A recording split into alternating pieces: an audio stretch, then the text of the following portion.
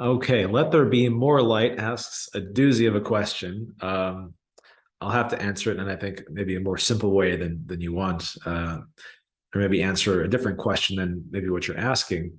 Let there be light. More light asks, does Jesus's message truly represent some radical shift away from Judaism? If so, how? So the very easy answer to this is no.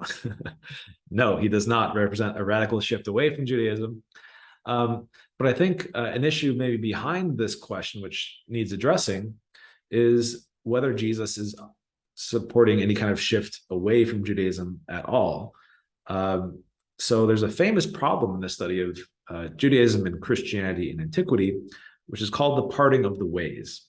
When does Christianity become a thing that is separate from Judaism? It definitely didn't happen already with Jesus. He wasn't coming out to found a new religion.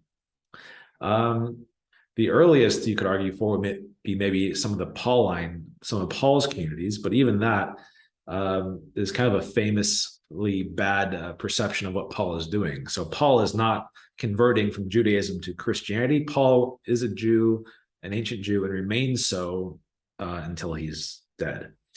So you could argue that some of what Jesus is doing is radical from within Judaism. You can argue that, or Paul, but we shouldn't be speaking about something departing from Judaism until a certain amount of time later. At the earliest, probably the end of the first century, if not later. So short answer, no, for the reason of the complication that I just clarified. In what ways is Jesus a radical departure? That's another question, but I hope you let me off with this answer.